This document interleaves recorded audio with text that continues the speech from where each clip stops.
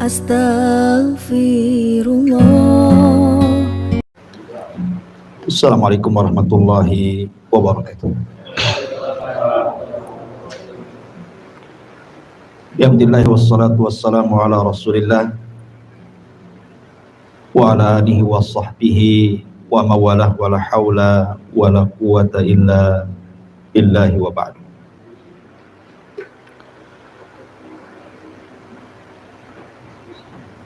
Baik, kita lanjutkan kajian kita, masih membahas tafsir daripada surah-surah pendek dalam juz Amma,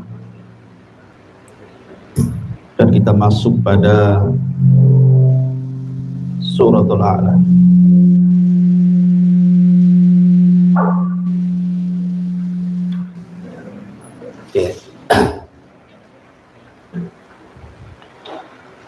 Suratul A'la ini adalah surat yang paling disukai Nabi Sallallahu Alaihi Wasallam, karena hampir tiap malam Nabi Sallallahu Alaihi Wasallam selalu membaca suratul A'la. Bahkan juga Nabi Sallallahu Alaihi Wasallam selalu membaca saat manusia berkumpul, seperti hari Jumat dan juga sholatul Id. Dan itu disebutkan dalam sebuah hadis, kana yutiru bisabbihisma rabbikal a'la. Beliau setiap malam ketika salat witir, maka beliau selalu membaca sabbihisma rabbikal a'la, kemudian qul ya ayyuhal kafirun, dan qul huwallahu ahad. Hampir setiap malam. Bahkan dalam surah atau dalam salat Id juga, Nabi Sallallahu Alaihi Wasallam sebagian besar membaca sabbihisma rabbikal a'la dan hal ataka hadithul ghasyiyah. Bahkan Nabi Sallallahu Alaihi Wasallam juga dibiasakan membaca setiap malam itu sebelum tidur, beliau membaca tasbih, karena permulaan surah Al-A'la ini dimulai dengan tasbih. Di sebelum tidur beliau minimalnya tasbih itu beliau merutinkan, sampai-sampai disebutkan dalam sebuah hadis, kana la yanamu hatta yaqra al-musabbihat wa yaqulu fiha ayatun khairun min alfi ayat.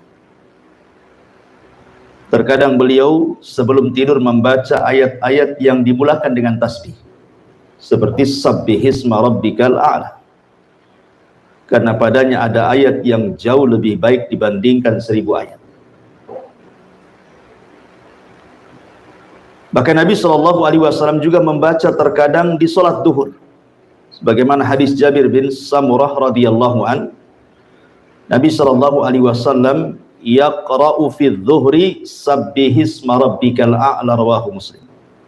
Terkadang beliau dalam sholat duhur juga membaca sabbihisma rabbikal a'la. Hadis ini dikeluarkan Al-Imam Muslim. Bahkan Nabi SAW ketika marah kepada Mu'adz, ketika dia mengimami kaumnya membaca Al-Baqarah, kemudian ada satu jemaahnya keluar karena tidak tahan dengan lamanya Mu'adz menjadi imam. Kemudian Mu'adz menyalahkan makmumnya dan mengatakan, engkau munafik. Kemudian sampailah kabar ini kepada Nabi Shallallahu Alaihi Wasallam yang dimarahi Mu'adz dan mengatakan, afattanu ya Mu'adz, apakah engkau akan membuat fitnah wahai Mu'adz? Aina kunta an sabbihisma rabbikal a'la wadduha wa idas sama'un fatar. Kenapa kau tidak membaca sabbihisma rabbikal a'la saja, ataupun wadduha, ataupun idas sama'un fatar? Menunjukkan bahwa Nabi Shallallahu Alaihi Wasallam juga menganjurkan membaca sabbihisma rabbikal a'la di salat Isya, karena Mu'adz ketika itu sholat Isya. Baik, dan banyak lagi hadis-hadis seputar ini. Bahkan dalam hari Jumat juga Nabi SAW dikatakan membaca Sabbihisma rabbikal a'la dan hal ataka hadithul ghasyiyah yang sudah saya sebutkan. Mungkin malam ini kita akan membahas satu ayat saja, karena memang banyak pembahasannya, tentang permulaan ayat surah Al-A'la ini bercerita tentang pentingnya sebuah tasbih. Ma'asyiral muslimin yang dimuliakan Allah Subhanahu wa taala, tasbih itu diambil dari kata-kata at-tanzih. Tasbih itu maknanya tanzih. Tanzih itu artinya membersihkan. Seolah-olah Allah mengatakan nazzih rabbaka an kulli naqsin. Bersihkan Rabbmu dari setiap kekurangan.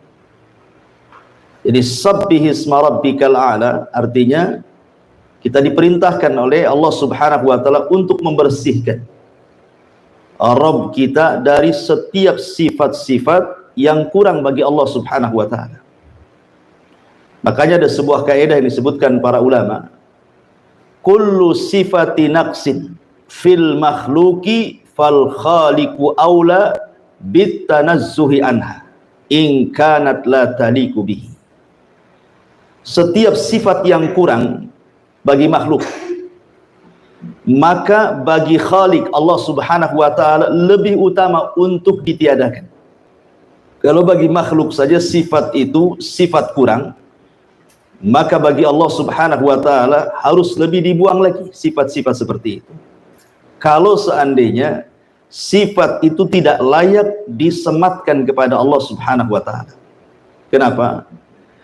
Karena tidak semua sifat yang kurang bagi makhluk itu kalau diterapkan kepada Allah ikut kurang pula. Ada sifat-sifat yang kurang bagi makhluk, tapi kalau disematkan kepada Allah justru sempurna. Contoh umpamanya, di antara sifat Allah Subhanahu wa taala al-mutakabbir. Sifat Allah itu sombong. Bagi makhluk sombong ini tidak bagus. Sifat yang kurang bagi makhluk. Dan orang pun tidak suka orang sombong itu. Justru orang itu suka dengan orang yang memiliki kebalikannya, tawadhu. Kalau orang tawadhu kan orang suka, tapi kalau orang sombong kan nggak suka. Makanya Allah Subhanahu wa taala melarang. Tidak ada makhluk selain daripada Allah Subhanahu wa taala untuk menyombongkan diri. Wala tamshi fil ardi maraha. Janganlah kalian berjalan di muka bumi ini dengan kondisi sombong.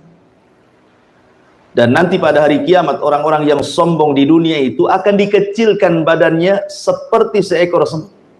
Di tengah-tengah orang besar yang berjalan menuju Allah Subhanahu wa taala sehingga dia terseok-seok untuk menghindari kaki-kaki orang besar itu. Jadi ketika di dunia dia merasa besar, Allah kecilkan nanti pada hari kiamat, itu maksudnya. Makanya dahulu ada seorang ulama namanya Malik ibn Dinar rahimahullahu taala.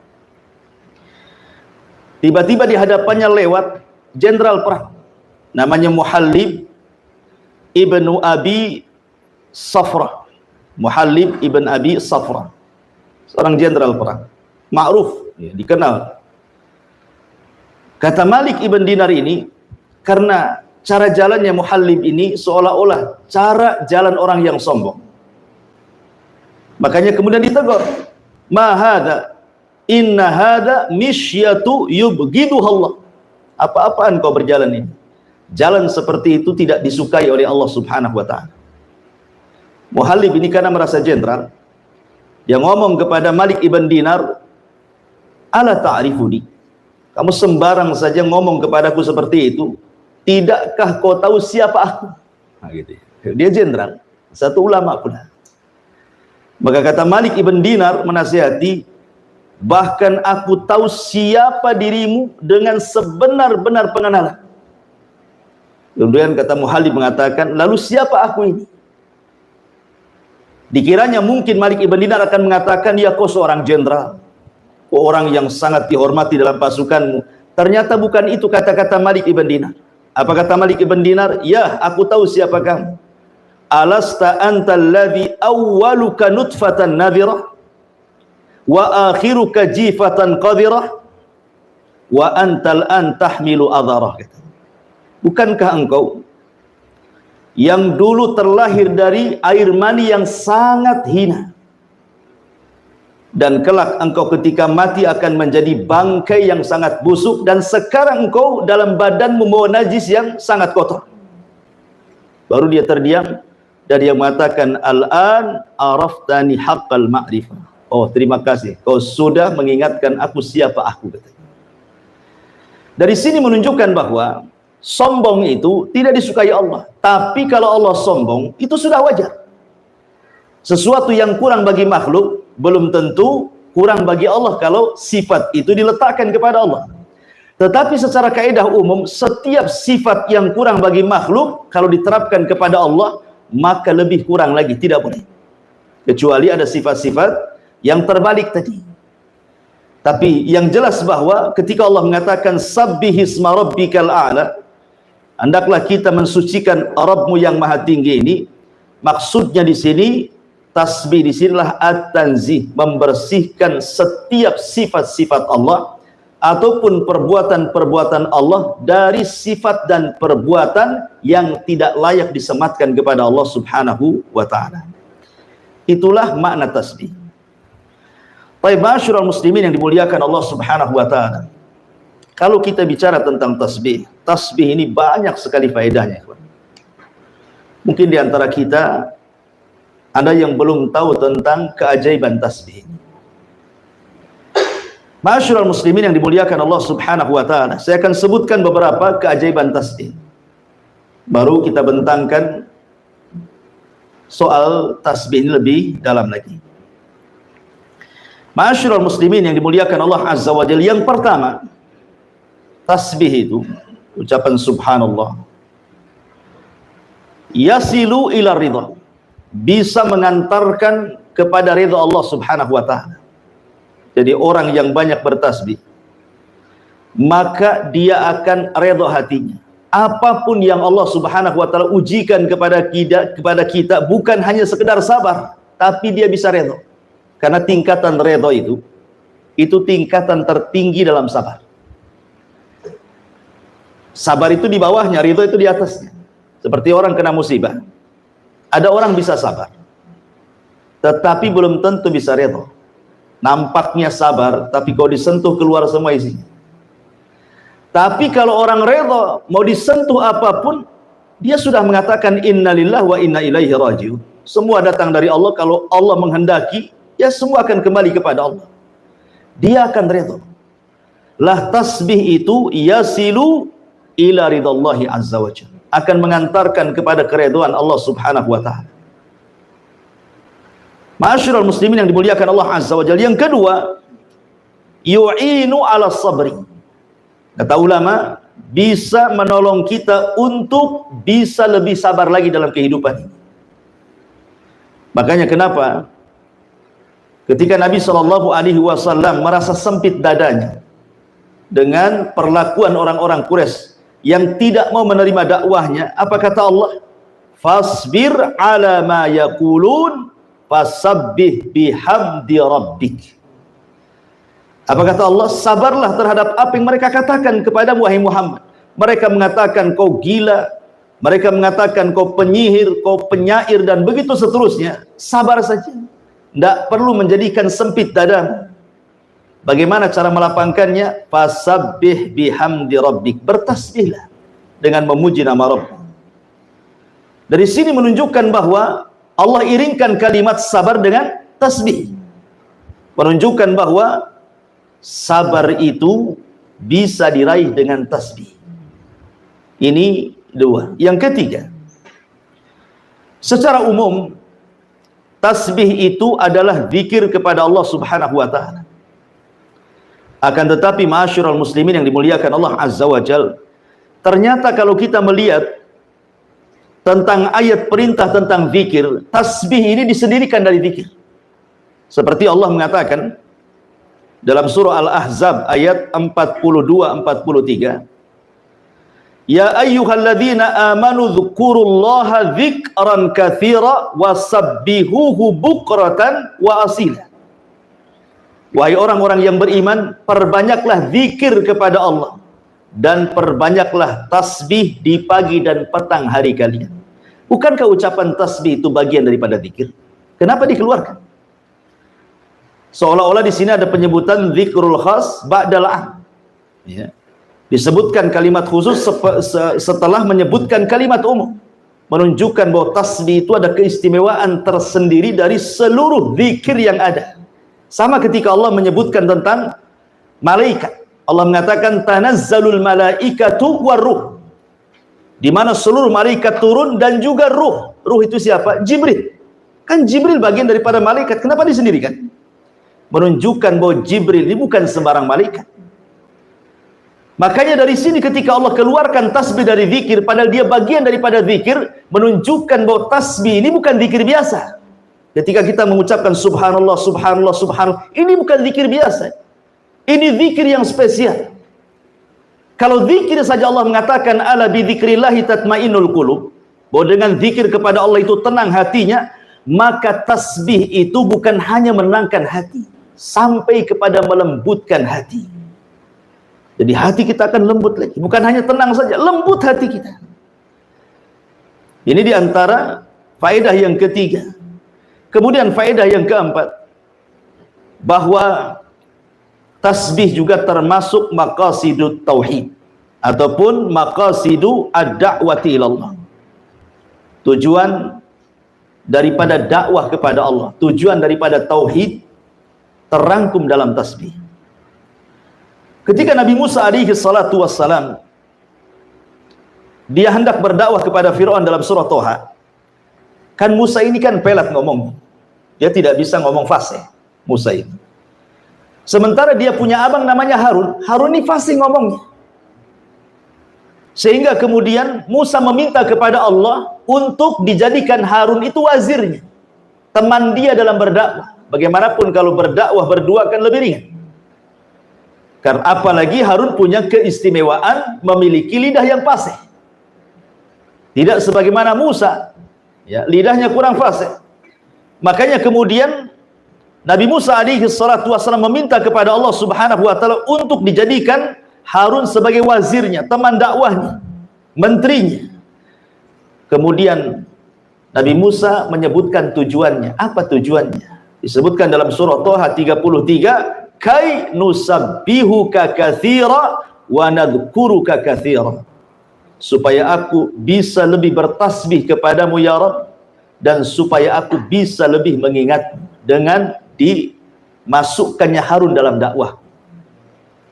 Menunjukkan bahwa alasan Musa itu supaya ketika dia menggabungkan Harun kepada dakwahnya, akan lebih bisa menyukseskan dakwahnya, sehingga dia bisa banyak bertasbih kembali kepada Allah dan banyak mengingat Allah Subhanahu wa taala.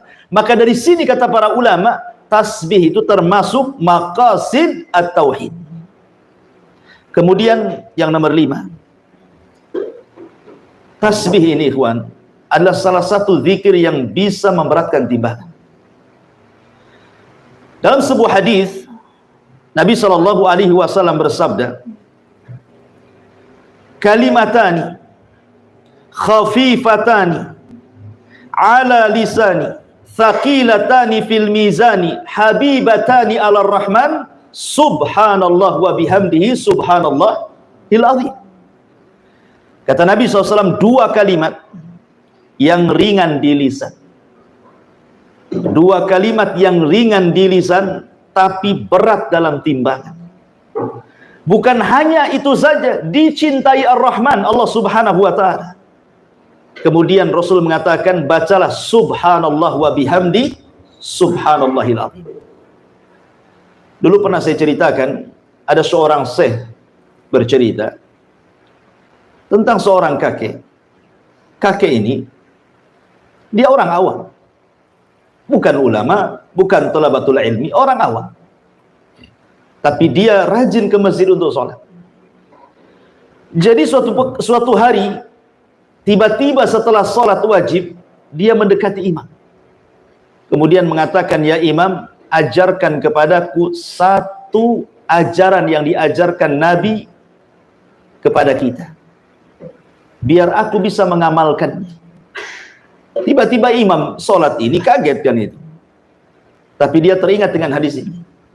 Dia mengatakan, kalau begitu dengarkan Nabi SAW bersabda kalimatani khafifatani ala lisani thaqilatani fil mizani habibatani ala rahmani subhanallah wa bihamdihi subhanallahil azim. Langsung ditangkap hadis ini, kemudian langsung dihafal sama kakek ini. Kemudian dia pulang. Subhanallah. Dia hanya menghafal satu hadis ini, tapi dia dakwahkan, dia amalkan, dan dia dakwahkan hadis ini kepada semua manusia yang dijumpai dia. Datang ke kondangan kawin, dia ngomong di hadapan orang, Nabi bersabda, ada dua kalimat yang ringan di lisan, berat dalam timbangan, dicintai Ar-Rahman, katakan subhanallah wa bihamdihi subhanallahil azim. Masuk ke pasar, dia ceramah di hadapan orang-orang pasar, orang pasar, ada dua kalimat ringan di lisan, berat dalam timbangan, dicintai Ar-Rahman, katakan subhanallah bihamdi subhanallahil azim. Ketemu orang di jalan ngomong begitu. Pokoknya setiap ketemu orang dia sampaikan hadis ini. Pernah antum melakukan seperti ini? Yang ada malu antum. Tiba-tiba Allah takdirkan kakek ini jatuh sakit gara-gara ditabrak mobil. Masuk dia ke rumah sakit. 3 hari dia koma. Hari ketiga dia sadar. Kemudian keluarganya senang. Ketika dia sadar, yang pertama dipanggil bukan keluarganya. Aina dokter? Mana dokter? Oh, dokter langsung dipanggil, sibuk tuh dokternya. Kata dokter sambil pegang tangannya, iya kek, saya dokter. Kata kakek ini, ya dokter, Nabi bersabda, 2 kalimat ringan di lisan, berat dalam timbangan, dicintai Ar-Rahman, katakan dok, subhanallah wa bihamdihi subhanallahil azim. Kemudian dia mati. Dia akhiri kematiannya dengan subhanallah wa bihamdihi subhanallahil azim. Memberatkan timbangan dia. Karena tasbih ini ikhwatu fiddin, sekali lagi banyak keistimewaan. Ini baru sedikit yang saya ceritakan, masih banyak. Jadi dia bisa memberatkan timbangan dan dicintai Allah Subhanahu wa taala. Ingat, kalau Allah mencintai kita, apa yang terjadi? Nadahu Jibril. Allah akan panggil Jibril. Apa kata Allah? Ya Jibril, inni uhibbu fulana. Aku suka dengan si fulan. Maka Jibril mengatakan, ketika Allah mengatakan, ya Jibril, aku suka dengan si fulan, maka kau juga harus suka. Jibril langsung panggil semua malaikat dan mengatakan, wahai malaikat-malaikat Allah, Allah suka dengan si fulan, kalian juga harus suka dengan si fulan itu. Hanya mengucapkan kalimat subhanallah wa bihamdihi subhanallahil azim. Luar biasa. Ya. Kemudian ma'asyiral muslimin yang dimuliakan Allah Azza wa Jalla, subhanallah, kalimat tasbih ini bisa menolak takdir Allah Subhanahu wa taala. Ajaib. Ya. Bisa menolak takdir. Disebutkan di dalam surah Al-Anbiya ketika Allah Subhanahu wa taala bicara tentang kisah Nabi Yunus. Ketika Nabi Yunus alaihi salatu wassalam, dia lari dari kaumnya karena merasa tidak beriman dengan dakwahnya. Akhirnya dia murka, kemudian ingin mencari daerah baru. Padahal belum diizinkan Allah. Tiba-tiba dia keluar, kaumnya pula tobat. Yunus tidak tahu. Ya. Ketika dia naik kapal, tiba-tiba kemudian kapal itu entah berantah berhenti sendiri di tengah lautan, terombang-ambing ombak. Kalau seandainya beban-beban kapal tidak diturunkan, maka akan terjungkirlah kapal itu dengan bahtera. Maka semua barang-barang dijatuhkan. Rupanya masih juga berat juga. Barang sudah tidak ada, tinggal orang. Akhirnya mereka pun saling mengundi siapa yang berhak untuk mencemplungkan dirinya supaya jangan mati semua. Maka setelah diundi, rupanya yang keluar Nabi Allah Yunus. Maka orang-orang tahu siapa Yunus. Jangan kau, yang lain saja. Dikocok lagi, tapi Yunus lagi yang keluar. Akhirnya Yunus sudah tahu bahwa ini adalah sudah takdir dia. Maka Yunus pun kemudian menerjunkan diri, rupanya sudah dihantar ikan besar dan melahapnya. Dan Yunus pun harus tinggal di perut ikan dengan 3 kegelapan. Gelap malam, gelap perut ikan, dan gelap dasar lautan. Harusnya secara takdir Yunus mati. Mana bisa orang hidup di perut bumi? Oksigen dari mana? Kita nyelam saja bisa mati, apalagi dalam perut ikan, di kegelapan malam, di dasar lautan pula. Siapa yang menjadikan Yunus selamat? Allah subhanahu wa ta'ala. Apa penyebabnya? Tasbih. Yang menyebabkan Nabiullah Yunus kemudian diselamatkan dari takdir Allah subhanahu wa ta'ala, dari kematian, adalah tasbih. Fanada fi dhulumati alla ilaha illa anta subhanak inni kuntu minadh dhalimin. Maka Yunus pun terus berdoa kepada Allah, tidak ada sembahan yang berhak disembah kecuali Dia. Subhanak, ini tasbihnya. Maha suci Engkau ya Allah, sungguh aku termasuk orang-orang yang zalim. Makanya Allah mengatakan, kalau seandainya Yunus itu bukan termasuk ahli tasbih, la labitha fi batnihi ila yaumi yub'atsun, maka Yunus tidak akan dikeluarkan dari perut ikan itu sampai kiamat dibangkitkan. Kalau bukan karena dia ahli tasbih, bahasanya ahli tasbih, makanya dia diselamatkan. Ya, tasbih bisa menolak takdir. Bahkan kita tahu bahwa dahulu di zaman Bani Israel ada seorang nabi yang digigit oleh satu semut. Marah dia. Kemudian dia bawa obor api, kemudian hendak dibakarlah itu satu kampung semut itu. Yang salah satu semut mau dibakar pula kampung semutnya. Maka Allah subhanahu wa ta'ala utus malaikat menegur nabi tersebut. Maka kemudian malaikat ini mengatakan, angkarasatka namlatun ahlakta ummatan minal umami tusabbih, katanya. Kamu ini gimana? Hanya gara-gara satu semut yang menyakitimu, tiba-tiba kau mau membakar kampung semut yang mereka senantiasa bertasbih kepada Allah. Lihat bagaimana semut bertasbih. Makanya para talabatul ilmi seperti antum ini sedang belajar, seluruh hewan-hewan lautan yang ada di perut lautan dan semua hewan-hewan semut yang ada di dalam lubangnya, mereka memintakan ampun kepada Allah subhanahu wa ta'ala untuk kehadiran kita di majelis ta'lim, karena mereka umat yang bertasbih.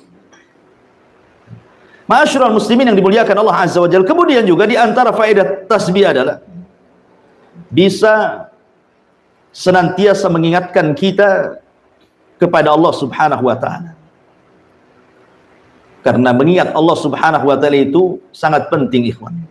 Karena sampai saja kemudian kita tidak ingat Allah subhanahu wa ta'ala, ini bahaya. Disebutkan dalam sebuah hadis yang luar biasa, ya, bahwa ketika seseorang itu mengucapkan subhanallah, subhanallah, maka kalimat zikir itu akan berputar-putar mengelilingi arsy.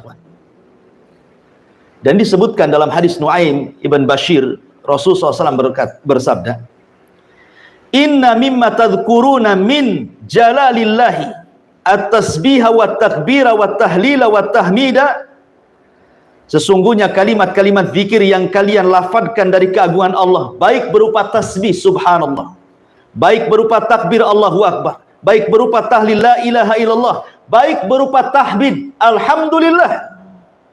Apa kata Nabi SAW? Tidaklah orang mengucapkan kalimat itu, tidaklah seseorang di antara kalian suka bila ada amalan-amalan yang senantiasa disebutkan di sisi Allah subhanahu wa ta'ala, maka kalimat tasbih, kemudian takbir, kemudian tahlil, kemudian tahmid, mereka akan berputar-putar haulal arsy lahunna dhawi kadawawi nahli. Kata Nabi SAW, maka kalimat itu akan berputar-putar mengelilingi arsy Allah dan kalimat-kalimat zikir tersebut mengeluarkan suara seperti suara lebah menyebut-nyebut nama orang yang sedang menyebut-nyebut nama Allah di sisinya. Nah, jadi kita diingatkan terus dengan Allah dengan zikir itu. Jadi kalimat itu akan berkeliling-keliling. Kalau antum baca subhanallah, maka kalimat ini akan naik ke langit. Kalau antum membaca alhamdulillah la ilaha illallah, kalimat-kalimat ini akan berputar-putar di arasy. Kemudian akan menyebut-nyebut nama orang yang sedang berzikir di hadapan Allah, mengingatkan kita kepada Allah. Bahkan yang lebih hebat lagi, kalau antum memperbanyak tasbih, satu kalimat tasbih itu seolah-olah antum telah berinfak dengan gunung emas. Disebutkan hadis yang sahih yang dikeluarkan oleh Imam At-Tabrani dari sahihkan oleh Syekh Nasiruddin Al-Albani rahimahullahu taala, man halahul lailu an yukabidahu au bakhila bil mali an yunfiqahu au jabuna anil adwi an yuqatilahu falyukthir min subhanallah wa bihamdihi fa innaha ahabbu ilallah min jabali dhahabin yunfiquhu fi sabilillahi azza wajalla. Lihat kata Rasul, siapa yang dicegah oleh istirahat malamnya sehingga dia tidak bisa sholat malam, atau kebakhilannya sehingga dia tidak mau berinfak, atau ketakutannya sehingga dia tidak mau berjihad perang, maka hendaklah perbanyak ucapkan subhanallah wa bihamdi. Maha suci Allah dan dengan segala pujian milik Allah, karena yang demikian itu lebih disukai Allah dari gunung emas yang engkau infakkan di jalan Allah. Kalau kita membaca subhanallah, subhanallah, kata Rasul, itu lebih baik daripada gunung emas yang engkau infakkan di jalan Allah. Kalimat tasbih saja. Dan siapa juga yang punya gunung emas? Ya. Kalaupun antum dapat gunung emas, sudah rebutan. Taruhlah kemudian antum punya gunung emas, kemudian diinfakkan, itu tidak lebih baik dibandingkan antum memperbanyak tasbih. Bahkan tidak ada satupun doa orang yang memperbanyak tasbih kecuali dikabulkan. Di zaman Imam Ahmad ini ketika dia keluar dari penjara sudah tua, ya kan? Karena dia kan bolak-balik masuk penjara Imam Ahmad. Jadi dia ingin mengunjungi satu kawannya, tapi tempatnya nun jauh di sana. Ya, dia harus mengadakan safar. Maka dia pun kemudian mengambil bekalnya, sudah tua, tapi Imam Ahmad pun diberikan kekuatan fisik. Walaupun sudah tua itu diberikan kekuatan fisik. Dia berjalan, ingin berkunjung kepada temannya. Dan ingat, itu sebuah amal soleh. Kalau antum berkunjung kepada kawan, tidak ada niat kecuali silaturahim. Bukan karena bisnis, bukan karena ingin pinjam uang apalagi, enggak. Ya betul-betul dia kita ingin berkunjung lillah, maka 70.000 malaikat akan mengiringi antum dari belakang. Makanya Imam Ahmad ini ingin mengunjungi saudaranya, kawannya, lillahi ta'ala, karena Allah. Allah takdirkan di tengah jalan, dia pun kemudian kemalaman, dia harus menginap. Terpaksalah dia mencari masjid untuk menginap, kan itu. Penginapan zaman dulu ya masjid, mau kemana? Rupanya ada teras masjid, dia tidur di situ. Rupanya penjaga masjid ini mencurigai. Imam Ahmad itu imam dunia, terkenal. Tapi terkenal karyanya. Terkadang karyanya dikenal, orangnya tidak tahu. Sehingga dikira itu bukan siapa-siapa, sama takmir masjidnya diusir. Tidak boleh tidur di situ. Terpaksalah Imam Ahmad mencari pohon, kemudian tidur di bawah pohon. Rupanya depan masjid itu ada khobbaz. Khobbaz itu artinya tukang roti, penjual roti. Anak muda. Jadi kasihan kok ada kakek-kakek di situ tidur di bawah pohon. Ditawarkanlah bagaimana kalau dia nginap di rumahnya. Diajaklah Imam Ahmad dengan senang hati, udah tua. Kemudian dia melihat khobbaz itu, tukang roti itu. Imam Ahmad takjub, kenapa? Sambil kerja itu lisannya tidak pernah berhenti untuk mengucapkan subhanallah, astagfirullah, subhanallah, astagfirullah. Pokoknya tasbih dan istighfar itu tidak lepas dari lisannya. Kita saja kalau kita zikir terus-terusan kan capek juga kan itu. Antum baca subhanallah, subhanallah, berapa jam antum sanggup? lidah pun dah kering. Pasti ada berhentinya kan? Ini tidak. Mulai dari kerja sampai subuh, lisannya terus ngomong. Imam Ahmad nih heran. Kok bisa dia berzikir seperti itu? Sampai tidak tidur Imam Ahmad itu karena takjub dengan anak muda itu. Akhirnya ditanyalah sama Imam Ahmad itu. Bagaimana kau bisa melakukan itu? Apa kata anak muda ini? Karena sudah terbiasa wahai imam. Setiap hari aku sudah melakukan seperti ini. Jadi zikir itu sudah jadi kebiasaan dia. Orang kalau sudah biasa kan nggak akan capek kan itu. Udah biasa dia mengucapkan subhanallah, astagfirullah, subhanallah. Udah biasa. Imam Ahmad mengatakan, anak muda kan tidak tahu kalau itu Imam Ahmad. Imam Ahmad mengatakan, apa barokah zikir dengan memperbanyak tasbih dan istighfar itu? Apa manfaatnya? Maka anak muda ini mengatakan, demi Allah, tidaklah aku berdoa kepada Allah subhanahu wa ta'ala kecuali diijabah, kecuali satu doa yang belum diijabah. Semua doa yang kupanjatkan semua dikabulkan Allah kecuali satu, katanya. Imam Ahmad heran, apa yang satu itu? Maka anak muda ini mengatakan begini, wahai fulan, wahai bapak tua, sesungguhnya aku sangat mencintai seorang alim min ulama'i dunia. Dia sedang dipenjara sekarang. Aku sangat takjub dengan karya-karyanya. Aku ingin belajar kepadanya, tapi karena kesibukanku aku tidak bisa menjumpai dia. Jadi Imam Ahmad heran, siapa orang yang kau jadikan panutan itu sehingga kau menjadi ahli ibadah seperti ini kan? Anak muda ini mengatakan namanya Ahmad ibn Hanbal.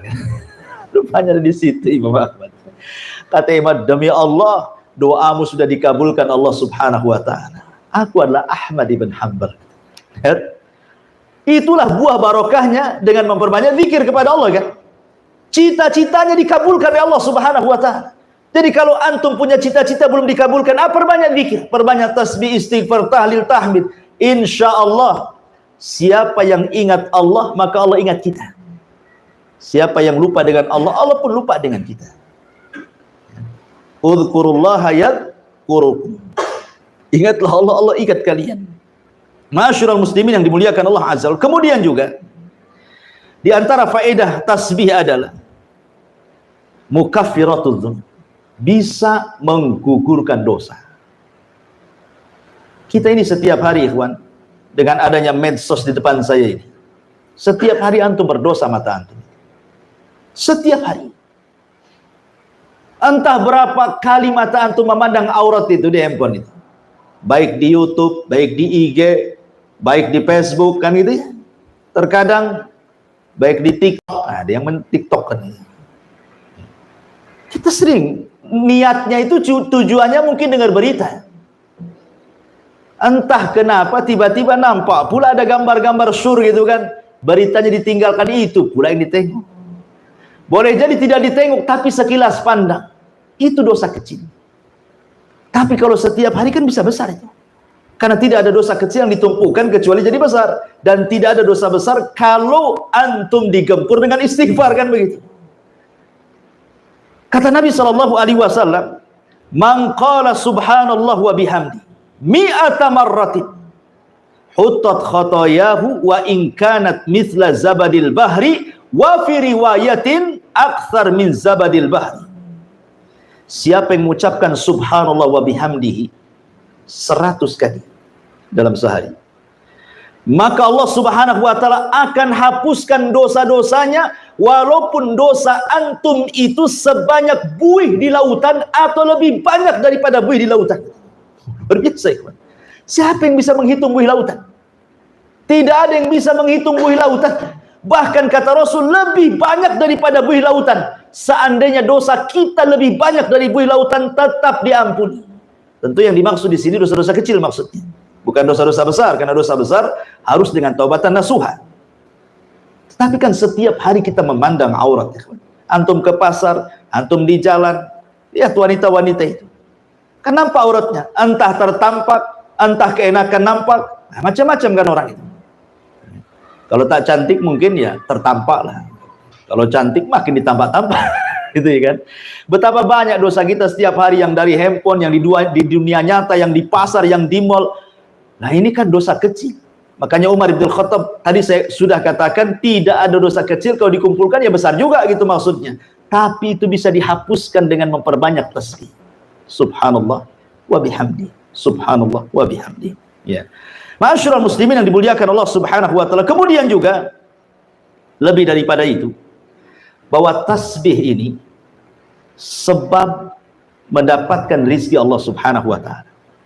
Jadi orang akan mudah mendapatkan rizki Allah Subhanahu wa taala disebabkan dengan memperbanyak tasbih. Nabi Zakaria, mungkin sebagian antum sudah dengar ceritanya. Dia berdoa kepada Allah Subhanahu wa taala untuk meminta anak. Dia sudah tua, istrinya mandul. Ketika dia melihat Maryam dalam mihrabnya memperbanyak zikir kepada Allah Azza wa Jalla dan beribadah, kemudian tiba-tiba dapat karomah, ada makanan, maksudnya buah-buahan di musim dingin pula ada di musim panas, atau ada buah-buahan di musim panas pula ada di musim dingin. Kata Zakaria, kalau ini terjadi kepada Maryam, bukan mustahil Allah pun bisa memberikan keturunan kepada aku. Akhirnya kemudian Zakaria mulai meniru Maryam. Apa itu? Memperbanyak ibadah di mihrabnya, seraya berdoa kepada Allah agar minta diberikan keturunan. Allah kabulkan, Allah kabulkan. Kemudian ketika datang malaikat memberi kabar bahwa dia akan memiliki keturunan dengan nama yang tidak ada sebelumnya, yang diberi nama oleh dia, namanya Yahya. Zaman itu nggak ada Yahya, kecuali Zakaria saja yang memberi nama Yahya. Kalau sekarang banyak Pak Yahya, di mana-mana ada Pak Yahya. Dulu nggak ada nama Yahya kecuali putra Zakaria saja. Kemudian Nabi Zakaria mengatakan, qala rabbi ij'alli ayah. Ya Rabb, sekarang berikan tanda-tandanya kalau memang aku akan punya turunan. Seperti apa tanda-tandanya? Maka Allah mengatakan, qala ayatuka alla tukalliman nas salasata ayyamin illa ramza. Tandanya kalau istrimu hamil, maka tiba-tiba kau akan bisu. Kau tidak akan bisa ngomong selama 3 hari. Kau hanya bisa mengisyaratkan dengan mata, dengan telinga, dengan dahi, dengan tulisan. Pokoknya kau akan susah ngomong. Kalau engkau kemudian merasa susah bicara dan itu selama 3 hari, itu istrimu lagi hamil kan? Itu tandanya. Kemudian di ujung ayat Allah katakan apa? Wadhkur rabbaka katsira wasabbih bil ashiyyi wal ibkar. Maka ingatlah terus Rabbmu dan banyak-banyaklah bertasbih di waktu pagi dan petang. Kata ulama tafsir, di antara sebab dikabulkannya Nabi Zakaria punya keturunan karena dia memperbanyak tasbih dan zikir. Ya, ini rizki, sesuatu yang mustahil bagi kita kan? Rupanya mungkin pula bagi Allah Subhanahu wa taala. Dengan apa? Ya tadi memperbanyak zikir, terutama tasbih. Dan itu juga dijelaskan dalam nasihat Nuh alaihi salatu wassalam. Suatu ketika Nuh sebelum wafat, itu kan mengumpulkan putra-putranya. Dikumpulkan putra-putranya. Kemudian Nuh mengatakan kepada anak-anaknya, aku wasiatkan kepada kalian dengan 4 perkara. Yang 2 kuperintahkan, yang 2 kularang. Adapun yang 2 kuperintahkan, jangan lupa dengan kalimat la ilaha illallah. Sebab kalau seandainya kalimat itu ditimbang di satu neraca, kemudian 7 lapis langit dan 7 lapis bumi ditimbang di neraca satunya, maka la ilaha illallah jauh lebih berat dibandingkan langit dan bumi. Ini satu. Kemudian yang kedua, kata Nuh alaihi salatu wassalam, ya pertama la ilaha illallah. Kemudian menjelaskan tentang keutamaannya. Kemudian yang kedua, wa subhanallah wa bihamdi. Wasiat yang kedua kata Nuh, jangan lupa membaca subhanallah wa bihamdi. Apa faedahnya kata Nuh? Fa innaha salatu kulli syai'in wa biha yurzaqul khalqu. Kata Nuh alaihi salatu wassalam bahwa ucapan subhanallah wa bihamdi adalah doa setiap makhluk yang Allah ciptakan, dan dengan sebab itulah makhluk diberikan rizki Allah. Dengan subhanallah bihamdi itu, sebab itulah Allah kasih rizki. Karena Tasbih ini ikhwan, semua bertasbih. Nanti saya akan sebutkan dalil-dalilnya. Malaikat bertasbih, lautan bertasbih, semut bertasbih, bahkan petir juga bertasbih. Semua yang diciptakan Allah itu semua bertasbih. Kita masih menjelaskan keutamanya dulu.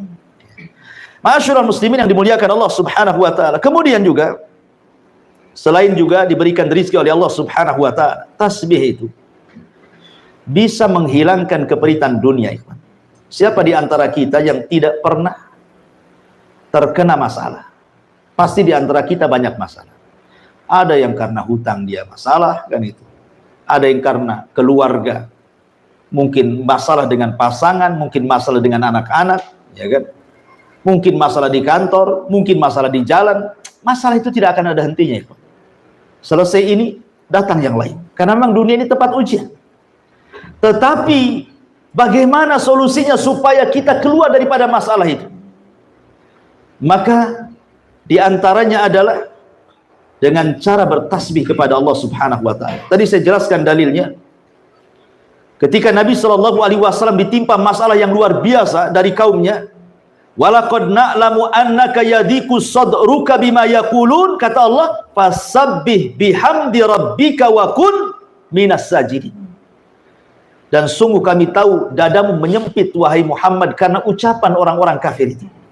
Tetapi perbanyak tasbih dengan memuji Rabbmu dan teruslah kau sujud kepada Allah.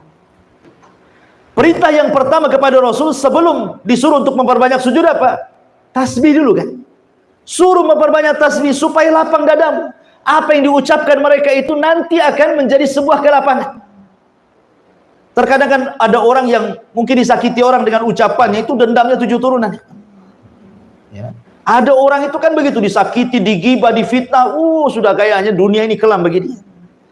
Tetapi supaya kita dikeluarkan dari itu, perbanyak tasbih. Ini salah satu manfaat tasbih. Makanya kata Abdurrahman As-Sa'di dalam kitabnya Tafsir As-Sa'di, ketika beliau memberikan catatan kepada ayat ini, apa kata beliau? Aktsir min dzikrillah wa tasbihihi wa tahmidihi was salati fa inna dzalika yuwassi'u sadra. Perbanyak oleh kamu zikir kepada Allah, kemudian bertasbih, bertahmid dan salat, dan itu bisa melapangkan dada kita. Ma'asyiral muslimin yang dimuliakan Allah Azza wa Jalla. Kemudian juga tasbih ini adalah ucapan yang paling dicintai Allah Subhanahu wa taala. Tasbih ini adalah ucapan yang paling dicintai Allah Subhanahu wa taala. Disebutkan dalam hadis Abi Dzar radhiyallahu an. Nabi SAW pernah ditanya, ayyul kalami afdal? Rasul, kalimat yang paling afdal itu apa? Yang diucapkan manusia. Maka Nabi SAW mengatakan, inna ahabbal kalam ilallah subhanallah wa bihamdi. Sesungguhnya tidak ada ucapan yang lebih dicintai Allah melebihi antum mengucapkan subhanallah wa bihamdi. Itu ucapan yang paling dicintai Allah Subhanahu wa taala. Ikhwan, orang kalau cinta itu pasti dengan memperbanyak penyebutannya kan. Kalau antum cinta istri, nggak akan disebut tuh istri tetangga. Nggak akan disebut. Yang disebut ya istri antum saja karena antum cinta. Kalau ada antum berdua ngomong sama kawan bertiga, kemudian memuji istrinya, pasti antum, oh enggak, istri saya lebih pandai karena cinta. Artinya orang cinta itu man ahabba syai'an aktsara dzikrah katanya. Siapa yang mencintai sesuatu pasti akan memperbanyak untuk menyebut-nyebut sesuatu itu. Karena di mata orang yang sedang jatuh cinta tidak ada orang lain kecuali dia. Ingat kisah Laila Majnun? Ya kan? Yang sudah saya ceritakan. Jadi ada seorang wanita namanya Laila, wanita cantik, jatuh cinta dengan si Majnun. Majnun ini namanya Majnun, gila. Saking cintanya jadi gila ya. Dia hendak melamar, ditolak, diusir. Akhirnya dia pergi ke hutan. Sampai di hutan kelaparan. Kemudian dia berburu kijang, menjangan, dipanah sama dia. Kemudian kena pula kakinya, robohlah kijang itu. Kemudian didekati, ketika mau diambil pisau dan mau digorok, ditatap pula mata kijang itu. Kata dia, subhanallah, mata Kijang kok sama dengan mata Laila, katanya. Dilepas Kijang itu. Itulah makanya Majnun itu. Lihat, orang cinta itu bisa jadi gila, lapar padahal dia. Bisa loh dilepas. Makanya sejak itulah dia disebut Majnun. Makanya ada Laila Majnun. Itulah Majnun, gila itu. Udah lapar-lapar, kena pula dilepas gara-gara mata Kijangnya mirip dengan mata Laila. Itulah orang cinta kayak gitu, ikhwan. Mabok dia. Ma'asyiral muslimin yang dimuliakan Allah Azza wa Jalla. Jadi kalau orang cinta dengan Allah, maka perbanyak zikir dengan Allah. Dan tidak ada kalimat yang paling dicintai Allah kecuali subhanallah wa bihamdi, kata Rasulullah. Inna ahabbal kalam ilallahi subhanallah wa bihamdi, kata Rasulullah. Sesungguhnya tidak ada kalimat yang paling dicintai Allah kecuali subhanallah wa bihamdi. Ma'asyiral muslimin yang dimuliakan Allah Subhanahu wa taala.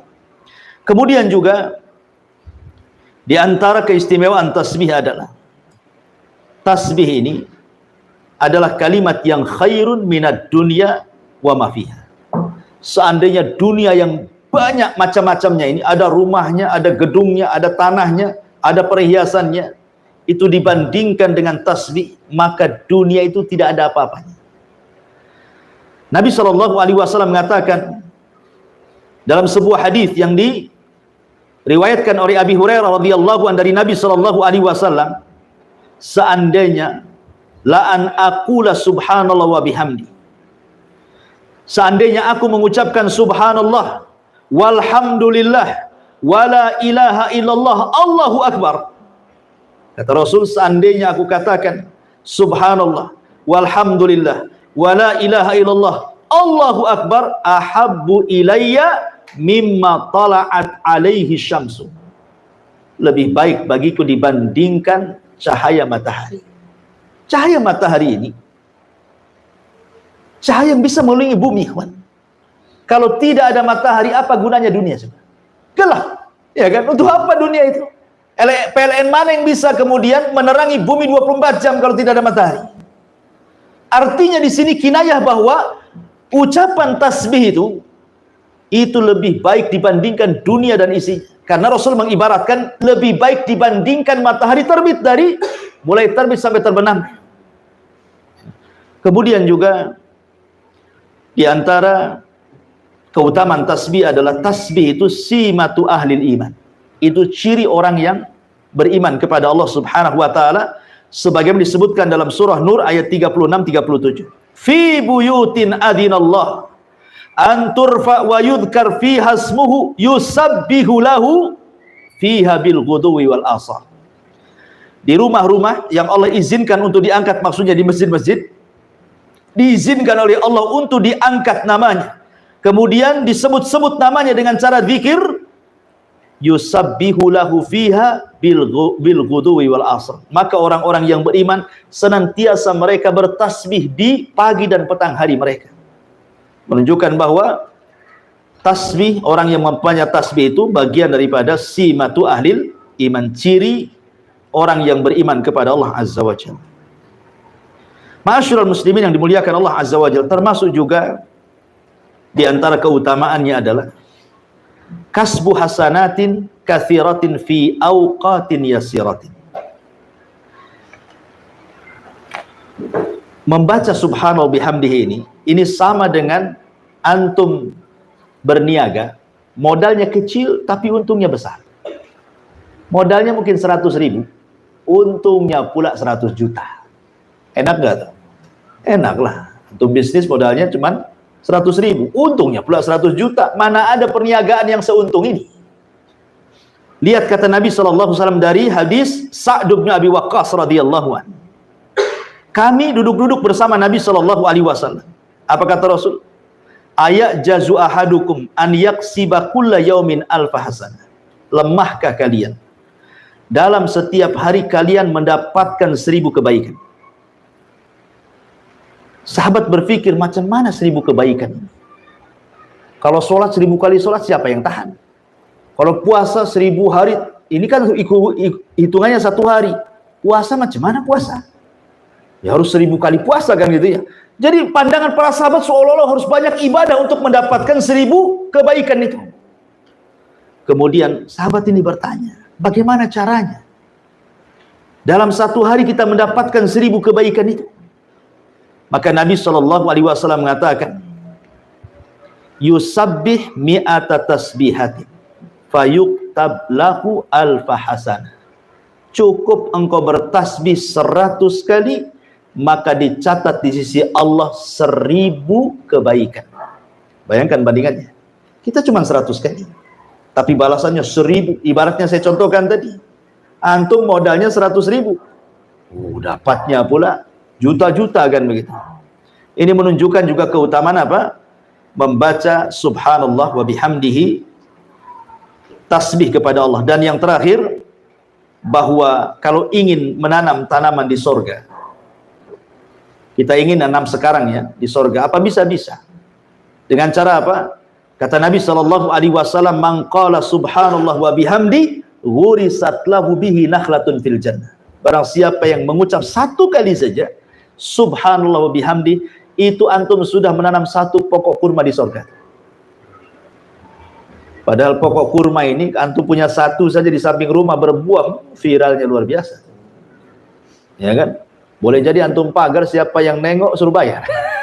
Itu ya kan? Ya. Itu 1 pokok kurma berbuah lagi. Ini kurma surga, jangan dibandingkan dengan kurma dunia. Jadi kalau kita ingin bercocok ladang di sorga itu, perbanyak zikir. Karena itu girasnya. Cara menanamnya itu dengan cara zikir. Kita akan diberikan tanaman macam-macam tuh ya, di sorga kelak. Dan semua bermanfaat bagi kita. Ma'asyiral muslimin yang dimuliakan Allah Azza wa Jalla, ini diantara keutamaan tasbih. Baik. Tasbih ini juga diajarkan oleh Nabi SAW dalam beberapa tempat yang harus kita baca. Seperti contohnya dalam solat saja. Dalam iftitah solat itu ada juga lafaz yang diajarkan Nabi SAW, subhanakallahumma wa bihamdika wa tabarakasmuka wa ta'ala jadduka wa la ilaha ghairuka. Itu salah satu juga doa iftitah kan. Selain Allahumma ba'id baini wa baina khotoyaya kan. Wajjahtu wajhalil ladzi fataras samawati wal ardh, atau yang lainnya. Lah salah satunya adalah subhanakallahumma wa bihamdika wa tabarakasmuka wa ta'ala jadduka wa la ilaha ghairuka. Di sini Allah memulai, Rasul mengajarkan dengan membacakan 1 tasbih di permulaannya, subhanakallahumma, maha suci engkau ya Allah. Kemudian juga dibaca ketika inda qiraati ayatin fiha tanzihullah. Bahkan disunahkan kalau ada orang membaca Al-Quran, namanya Sabbihisma Rabbikal A'la ini. Ya, ada orang baca di samping kita Sabbihisma Rabbikal A'la, maka Rasul menyunahkan apa? Subhanallah.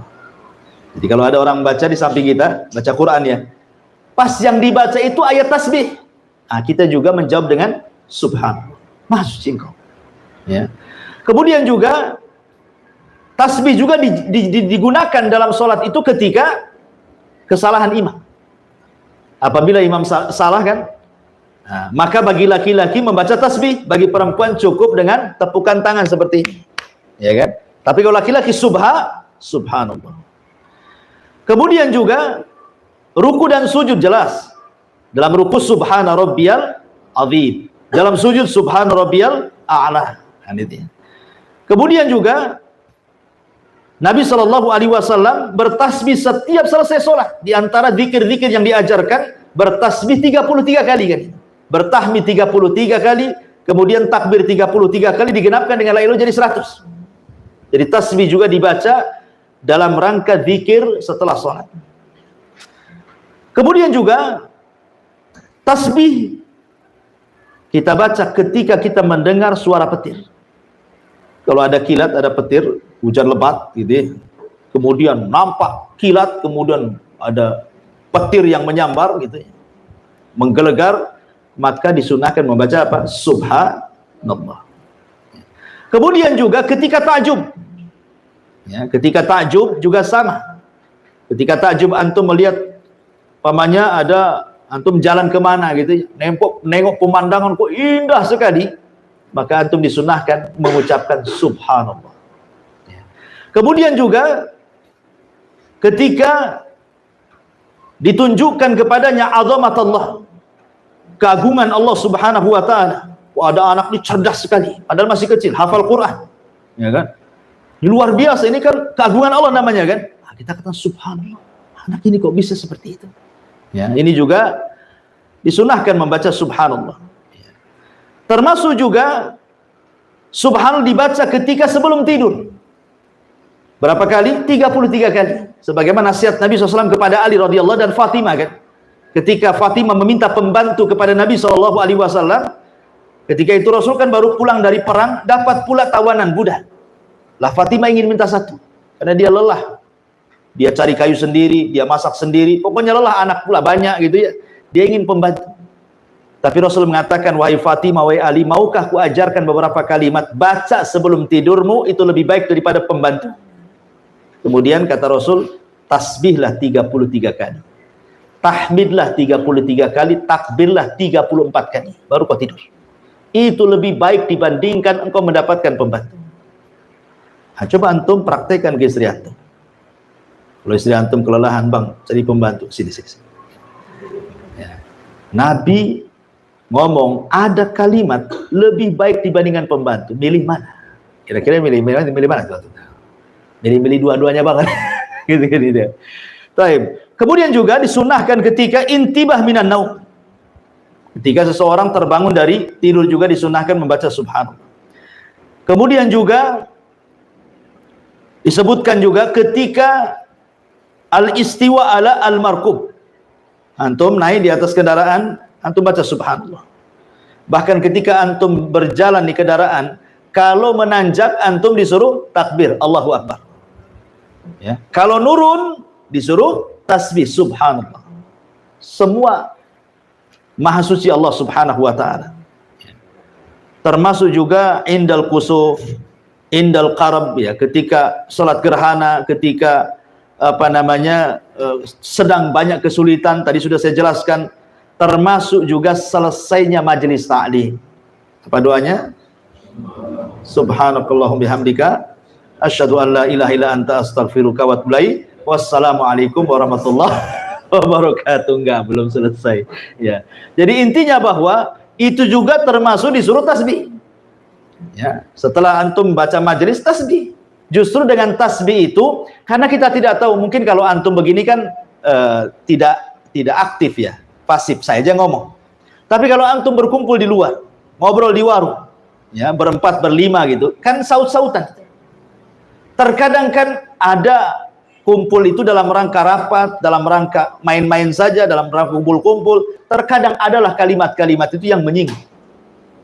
Kita tidak tahu, entah ketika ngobrol itu tahu gibain orang, ya, tahu-tahu menghina orang. Makanya supaya antum keluar dari majelis itu tidak punya dosa, nah itulah ada namanya kafaratul majlis. Maka disebut kafarah itu untuk menghilangkan dosa di majelis itu. Karena kalau orang sudah bermajelis itu macam-macam omongannya di situ kan. Entah tidak sadar ngomongin orang, menghina orang, entah yang di situ pula tersinggung kan. Maka sebelum pergi baca ya kafaratul majlis supaya keluar itu sebagaimana masuk yang tidak punya dosa. Jangan pula masuk tak punya dosa, keluar pula banyak dosa gitu maksudnya. Makanya ada namanya kafaratul majlis. Lah kafaratul majlis itu salah satu kandungannya adalah tasbih. Karena dimulai dengan tasbih itu menunjukkan, dan tadi saya sudah katakan bahwa tasbih itu bisa menggugurkan dosa. Ma'asyiral muslimin yang dimuliakan Allah Subhanahu wa taala. Baik. Kemudian kalau kita melihat di dalam Al-Qur'anul Karim, tasbih ini Allah Subhanahu wa taala sampai menyebut dalam tatanan bahasa Arab, ada yang dalam bentuk fi'il madhi, ada yang dalam bentuk fi'il mudhari, ada yang dalam bentuk fi'lul amr, ada juga yang dalam bentuk masdar. Coba bayangkan, semua kata kerja ada. Ya. Contoh umpamanya, kata kerja yang fi'il mudhari umpamanya ya. Contohnya banyak dalam Al-Qur'an seperti yusabbihu lillahi ma fis samawati wa ma fil ard. Yusabbihu lillahi ma fis samawati wa ma fil ard al-malikul quddus. Ya kan, dalam surah Al-Jumu'ah. Allah mulai dengan fi'il mudhari' yusabbih. Ataupun dengan kalimat masdar. Subhanakallah. Subhanallah. Itu masdar artinya. Seperti Allah Subhanahu wa taala mengatakan la ilaha illa anta subhanaka inni kuntu minadh dhalimin. Atau dalam bentuk fi'il madhi, sabbaha lillahi ma fis samawati wal ardi wa huwal azizul hakim. Surah Al-Hadid. Atau dalam bentuk perintah seperti yang kita sedang kaji ini. Sabbih. Nah, itu perintah namanya kan? Sabbih, bertasbihlah engkau. Lihat bagaimana Allah Subhanahu wa taala sampai-sampai menyebutkan kalimat tasbih dalam Al-Qur'an itu banyak sekali. Ada yang mengatakan sampai 900 kali. Kalimat tasbih diulang-ulang dalam Quran itu. Saking banyaknya, saking pentingnya kalimat tasbih. Sampai ada dalam bentuk fi'il madhi, fi'il mudhari', fi'il amr, ada juga dalam bentuk masdar gitu ya. Karena saya katakan tadi keutamanya sudah saya jelaskan secara global tadi. Ya. Baik.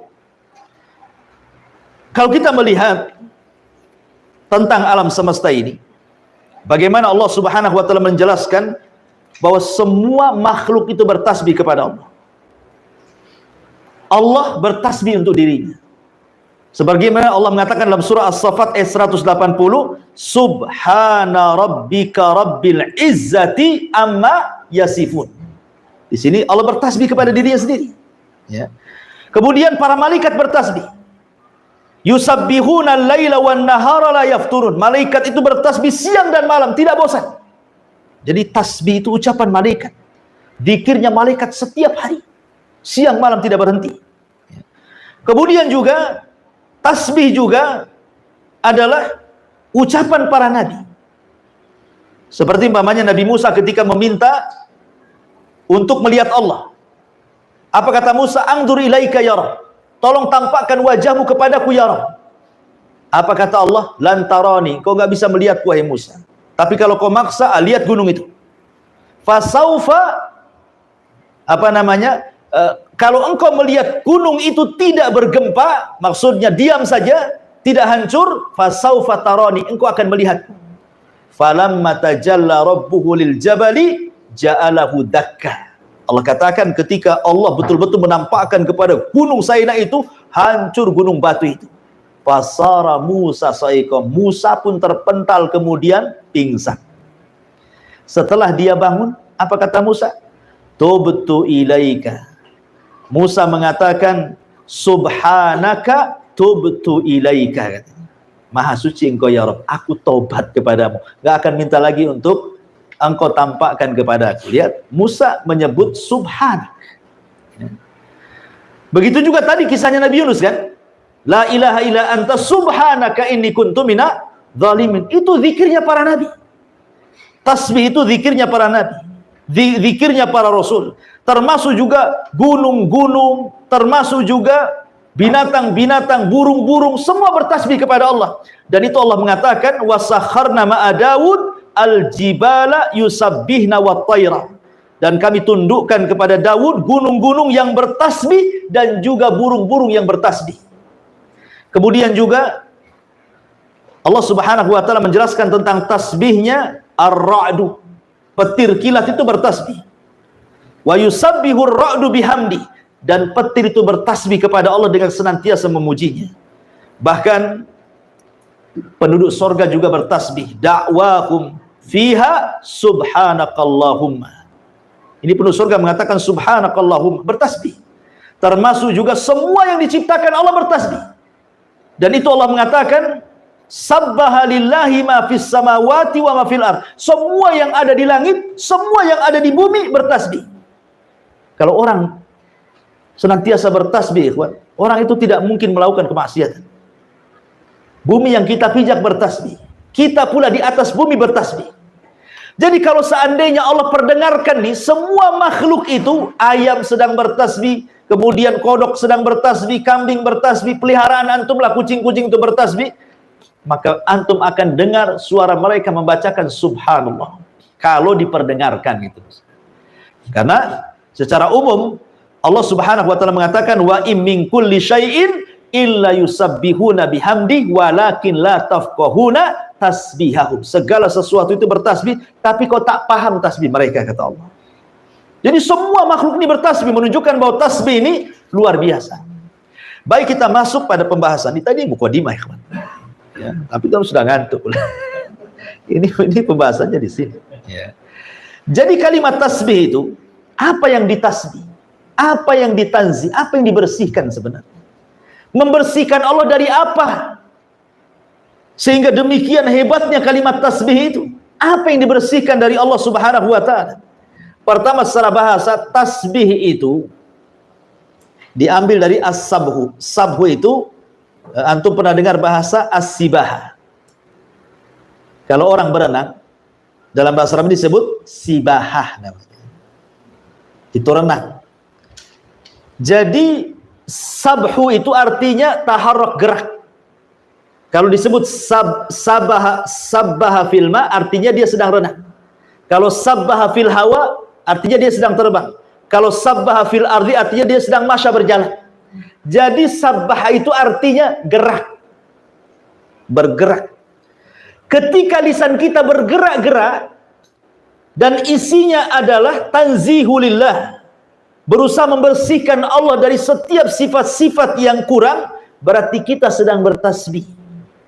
Ya, menggerakkan kalimat subhanallah, subhanallah, subhanallah, begitu maksudnya. Dan membersihkan Allah itu dari 4 perkara. Kenapa kita harus bertasbih? Karena ada 4 perkara yang harus kita bersihkan dari Allah.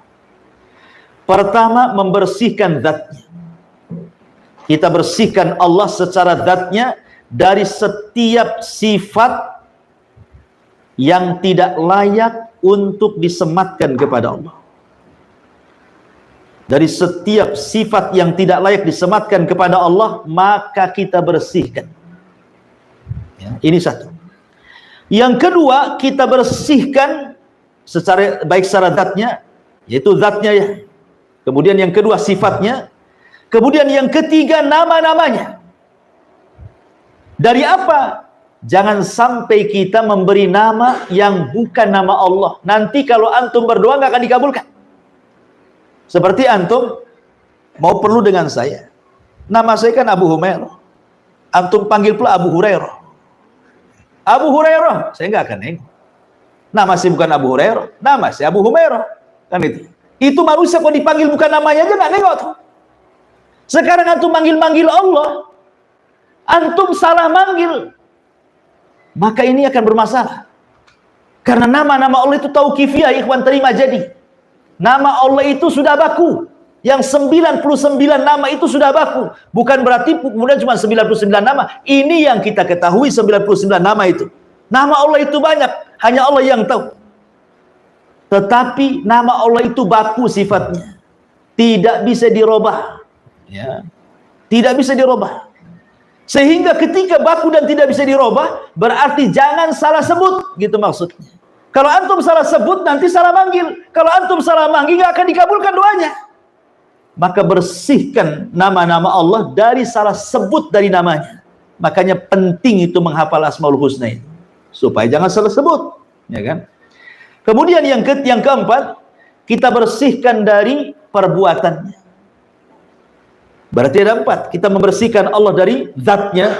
Jangan sampai disamakan dengan berhala-berhala selain daripada Allah. Yang kita lihat berhala-berhala selain daripada Allah itu karena mereka bisa dilihat, akhirnya bisa berkomentar kan. Ada orang nih nyembah berhala dari batu bapaknya, kemudian dipahat. Ya. Karena nampak oleh kita, terkadang adalah komentar dari kita itu, matanya agak ini, kok ini pahatannya kurang bagus. Mesti kan ada kritikan kan. Kalau nampak kan, wujud berhalanya itu nampak, pasti banyak kritikan. Lah Allah itu tidak bisa dilihat, makanya tidak bisa dikritik. Gimana cara mengkritiknya? Barang itu, kalau kita mau mensifati itu ada 3 caranya. 1, antum pernah lihat, umpamanya ini botol, ya. Oh ini botol. Ana katakan, antum tahu nggak botol itu seperti apa? Karena antum pernah melihat. Oh tahu botol kayak gini, karena pernah melihat. Ya. Atau ada kembarannya. Ini ada kembarannya nih. Ya. Memang yang aslinya saya tidak tahu, tapi KW-nya saya pernah lihat. Nah, mungkin betulnya kurang lebih. Atau tidak pernah melihat, tidak ada KW-nya, tapi dapat kabar dari orang yang pernah melihat. Sekarang kita terapkan dengan Allah, ya kan? Siapa yang pernah melihat Allah? Tidak ada. Berarti tidak bisa kita terima. Kemudian, ada nggak orang yang pernah melihat kembarannya Allah? Mustahil Allah punya kembar. Bagaimana caranya? Paling tinggi yang ketiga, kita mengenal Allah dari orang yang Allah utus sebagai nabinya, yang diberitahu tentang sifat dan nama-namanya. Rasulullah. Hanya itulah kabar tentang Allah dari Rasulullah. Makanya ketika kita bicara tentang nama dan sifat bagi Allah, tetapkan nama itu sebagaimana yang Allah tetapkan dalam Al-Quran, atau sebagaimana yang Rasul tetapkan dalam hadis. Begitu juga sifat-sifatnya, dengan tidak mentashbih menyerupakan, dengan tidak mentakib membagaimanakan, dengan tidak mentaktil menghapus, dan begitu seterusnya. Itulah akidah ahli sunnah, ya. Jadi kita bersihkan termasuk perbuatan Allah. Dan perbuatan Allah itu dua. Perbuatan Allah itu dua. Tidak lepas daripada al-fadlu dan al-adlu. Allah itu kalau berbuat sesuatu kepada hambanya, imma al-fadlu, imma al-adlu. Apa itu fadlu? Apa itu al-adlu? Kalau dia bermuamalah dengan orang-orang kafir, maka Allah bermuamalah dengan cara al-adlu, keadilan. Kalau dia bermuamalah dengan orang-orang yang beriman, maka Allah akan bermuamalah dengan cara al-fadlu. Fadlu itu dengan cara Allah lebihkan dengan rahmatnya. Makanya ketika orang-orang kafir, kenapa Allah ciptakan surga? Kenapa Allah ciptakan neraka? Allah ciptakan neraka karena al-adlu, keadilannya. Allah ciptakan surga karena al-fadlu, karunianya. Ketika Allah masukkan orang ke surga, berarti karena keutamaan dan rahmatnya. Ketika Allah masukkan orang ke neraka, itu bukan karena kezalimannya, tapi karena keadilannya. Nah, bisa dipahami, ya. Jadi perbuatan Allah tidak lepas daripada dua. Lain dengan perbuatan hamba. Perbuatan hamba tidak lepas daripada tiga. Pertama, zalim. Hamba itu zalim, tidak pernah adil, ya. Dan ini kebanyakan orang zalim. Kemudian yang kedua, adil, dan ini sangat sedikit. Kemudian yang ketiga, di atasnya adil lagi, yang disebut dengan al-fadl tadi, dan itu sangat sedikit, ya. Tapi Allah cuma dua ketika bermuamalah dengan kita. Imma bermuamalah dengan keadilannya, imma bermuamalah dengan kita dengan rahmat dan karunia-Nya, ya. Itulah Allah ciptakan surga dan neraka. Ma'asyiral muslimin yang dimuliakan Allah Subhanahu wa taala. Taib. Di sini Allah mengatakan sabbihisma rabbikal a'la. Sucikanlah nama Rabbmu al-a'la, yang maha tinggi. Al-a'la ini sifat daripada Rabb, ya. Dan kalimat Rabb sendiri itu kalimat khususiyah daripada kalimat rububiyah. Jadi kalau disebut Rabb, artinya kita bicara tentang perbuatan Allah yang khusus bagi Allah. Seperti Allah menciptakan, Allah mengatur, Allah menguasai, dan begitu seterusnya, ya. Makanya kalimat Ar-Rabb tidak boleh dipanggil kepada makhluk. Walaupun artinya Rabb itu secara bahasa adalah Sayyid, Tuan, ya kan? Seperti ataupun pemilik, seperti Abdul Muthalib pernah mengatakan kepada Abroha, adapun unta itu saya Rabbnya, Rabbul Ibil, kan itu ya. Adapun Ka'bah itu ada Rabbnya sendiri, maksudnya Allah, kan itu ya. Atau kalimat Rabb itu bisa kalimat Sayyid. Rasul mengatakan tidak boleh kita ngomong, pamannya ada budak dengan tuannya, kemudian kita katakan kepada budaknya ini, berilah makan kepada Rabbmu. Nggak boleh. Walaupun secara bahasa itu adalah sama makna Sayyid, tapi katakanlah berilah makan kepada Sayyidmu atau kepada Maulamu, gitu ya. Jangan dikatakan Rabbmu, gitu. Karena Rabb itu khususnya bagi Allah Subhanahu wa taala, kecuali diidhafahkan, ya, Rabbul Ibil, Rabbul Bait, dan begitu seterusnya. Itu bahasa Arabnya, ya. Kemudian al-a'la tentu yang maha tinggi. Kalimat yang maha tinggi ini, ikhwan, dan ini kita tetapkan bahwa Allah Subhanahu wa taala itu ulu, di atas ketinggian. Lalu apa yang dimaksud ketinggian itu? Maksudnya yang pertama, Allah maha tinggi itu maha tinggi secara zat wal makanah. Secara zatnya Allah itu di atas ketinggian. Ar-Rahman alal arsis tawa. Allah itu di atas ketinggian. Ya. Yang kedua, tinggi di sini maksudnya tinggi al-qadar, kemuliaannya. Maksudnya kemuliaan ini tidak ada yang semisal dengan Allah Subhanahu wa taala. Laisa kamitsli syai'un wa huwas samiul basir. Kemudian yang ketiga, tinggi qaharnya. Apa qahar itu? Tidak ada yang dapat mengalahkan Allah. Semua bergerak dengan izin Allah. Kemudian yang terakhir, ya, tinggi nama dan sifatnya. Tidak ada yang lebih tinggi dibandingkan sifat-sifat Allah dan nama-namanya. Disinilah kemudian kita tinggikan Allah subhanahu rabbiyal a'la. Makanya kenapa ketika kita membaca a'la ini dalam posisi kita rendah. Serendah-rendahnya orang ketika sholat dalam posisi apa? Sujud. Ya. Apa yang dibaca? Tidak subhana rabbiyal azim, tapi subhana rabbiyal a'la. Bahwa kita ini rendah, Allah itu tinggi. Dalam posisi kita serendah-rendahnya dalam posisi sujud, kita katakan rabbiyal a'la. Ya. Ada orang yang mengingkari bahwa Allah itu tidak di atas. Kelompok Jahmiyah sampai mengganti lafaz subhana rabbiyal a'la menjadi subhana rabbiyal asfal. Saya lupa namanya. Ada yang mengatakan Jahm ibn Safwan. Jahm ibn Safwan, seorang tokoh Jahmiyah. Ketika dia sujud, dia tidak mau mengatakan subhana rabbiyal a'la. Dia ganti subhana rabbiyal asfal. A'la itu tinggi, asfal itu rendah. Maha suci Allah yang maha rendah. Allah itu tidak ada di ketinggian. Juga diganti sama dia. Itulah Jahmiyah sesat kan gitu ya. Intinya masyarul muslimin yang dimuliakan Allah Azza wa Jalla, dengan melihat mata antum sudah redup gitu kan. Nah, saya pun sudah soak suaranya. Saya kira sampai di sini satu ayat saja kita kaji tafsir di malam ini, mudah-mudahan ada manfaatnya. Akhirnya kita tutup dengan doa kafaratul majlis. Subhanakallah bihamdika asyhadu an la ilaha illa anta astaghfiruka wa atubu ilaik. Allahu ta'ala. Assalamualaikum warahmatullahi wabarakatuh.